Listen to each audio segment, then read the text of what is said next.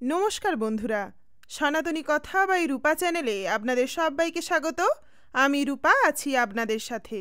অক্ষয় তৃতীয়া হল হিন্দু পঞ্জিকার বৈশাখ মাসের শুক্লপক্ষের তৃতীয়া তিথি। আগামী ২৭শে বৈশাখ অর্থাৎ ইংরেজি ১০ই মে শুক্রবার হলো সেই শুভ দিন। সংস্কৃত ভাষায় অক্ষয় শব্দটির অর্থ হল অবিনশ্বর, অর্থাৎ যার কোনো ক্ষয় নেই, এবং তৃতীয়া হল চাঁদের তৃতীয় দিন। এই অক্ষয় তৃতীয়ার দিনটি সনাতনী ধর্মীদের কাছে অনেক বেশি শুভ। এর পেছনে রয়েছে যথেষ্ট কারণ, অবশ্যই সেগুলি আপনাদের জানাবো। তবে তার আগে বলে রাখি, আজকের উপস্থাপনা যদি আপনাদের ভালো লেগে থাকে তাহলে অবশ্যই লাইক করবেন আর যত বেশি সম্ভব শেয়ার করবেন। অক্ষয় তৃতীয়ার শুভ দিনে পিতা ঋষি যমদগ্নি এবং মাতা রেণুকার কোল আলো করে ভগবান শ্রীবিষ্ণুর ষষ্ঠ অবতার পরশুরাম এই পৃথিবীতে অবতীর্ণ হয়েছিলেন। তাই এই দিনটিকে পরশুরাম জয়ন্তী বলেও বিবেচনা করা হয়।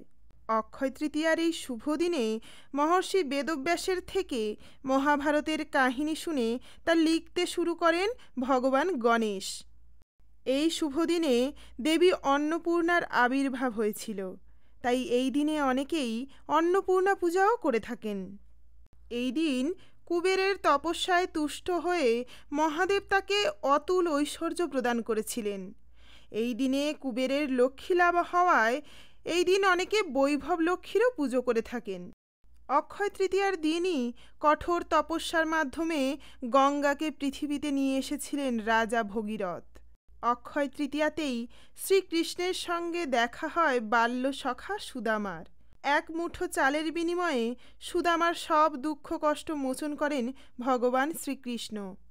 মহাভারত অনুসারে বনবাসে থাকাকালীন অক্ষয় তৃতীয়ার দিনই শ্রীকৃষ্ণ দ্রৌপদীকে অক্ষয় পাত্র দান করেন, যাতে বনবাসে তাদের কখনো খাদ্যাভাব না হয়।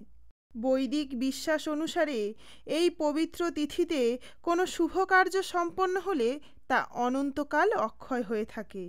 এই বিশেষ দিনে আপনি যে সকল পুণ্যকর্ম করবেন তা অক্ষয় হয়ে থাকবে। মনে করা হয় এই দিন নতুন ব্যবসা শুরু করলে তা লাভজনক হবে। এছাড়াও অক্ষয় তৃতীয়ায় গৃহপ্রবেশ, দান ধ্যান, গোমাতার সেবা ইত্যাদি পুণ্য কাজের মাধ্যমে সমস্ত পাপ নাশ করা যায়। প্রচলিত বিশ্বাস অনুযায়ী এই দিনে কারো মৃত্যু হলে তার স্বর্গপ্রাপ্তি ঘটে। অক্ষয় তৃতীয়াতেই পুরীর জগন্নাথ ধামে রথযাত্রার রথ নির্মাণ শুরু হয়। এই কারণেই এই রথ হয় অক্ষয়। হিমালয় অঞ্চলের ভারী তুষারপাত এবং ভারাক্রান্ত শীতের সময় বন্ধ করে দেওয়া হয় 4 ধাম অর্থাৎ কেদার, বদ্রী, যমুনোত্রী এবং গঙ্গোত্রীর মন্দিরের দরজা। অক্ষয় তৃতীয়ার শুভ মুহূর্তে এই মন্দিরগুলির দরজা খোলা হয়। এই তৃতীয়া তিথিকে দেবী পার্বতী অবিরাম ফল দেওয়ার ক্ষমতা দিয়ে আশীর্বাদ করেছিলেন। সেই আশীর্বাদের প্রভাবে এই তিথিতে করা কোনো কাজ বিফলে যায় না। ধর্মরাজের কাছে এই তিথির গুরুত্ব ব্যাখ্যা করে মা পার্বতী বলেছেন, যে কোনো মহিলা যে কোনো ধরনের সুখ চান তারা এই উপবাস পালন করতে পারেন। এই উপবাসের কারণে প্রজাপতি দক্ষিণের কন্যা রোহিণী স্বামী চন্দ্রের প্রিয় রানী হয়েছিলেন। স্বর্গের রাজা ইন্দ্রের স্ত্রী দেবী ইন্দ্রাণী এই উপবাসের ফলে জয়ন্ত নামে এক পুত্রের মা হন। এই উপবাস পালন করেই দেবী অরুন্ধতী তার স্বামী মহর্ষি বশিষ্ঠের সঙ্গে আকাশে সর্বোচ্চ পদ লাভ করেন। শুভ অক্ষয় তৃতীয়ার মাহাত্ম্য অপরিসীম। তাই ব্যবসা থেকে বিবাহ, গৃহপ্রবেশ থেকে সোনা রূপা কিংবা অন্যান্য কিছু ক্রয়, পূজা পাঠ, দান ধ্যান যে কোনো রকমের শুভ কাজের ফলাফল অক্ষয় তৃতীয়াতে অপরিসীম।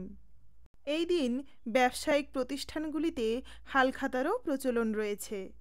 অক্ষয় তৃতীয়ার এই শুভ দিনে কেউ ভগবান শ্রীকৃষ্ণের, কেউ ভগবান শ্রী বিষ্ণুর, কেউ জগন্নাথ দেবের, কেউ লক্ষ্মী দেবীর, কেউ অন্নপূর্ণা দেবীর, কেউ আবার ভগবান গণেশের পুজো করে থাকেন। ভগবান পরমেশ্বর এক এবং অনন্য। যে রূপেই তাকে পূজা করা হোক না কেন, অক্ষয় তৃতীয়ার শুভ ফল আপনি লাভ করবেনই। এই ছিল আজকের উপস্থাপনা। আশা করি আপনারা উপভোগ করেছেন। যদি ভালো লেগে থাকে তাহলে অবশ্যই একটি লাইক করুন, কমেন্ট করুন আর যত বেশি সম্ভব শেয়ার করুন।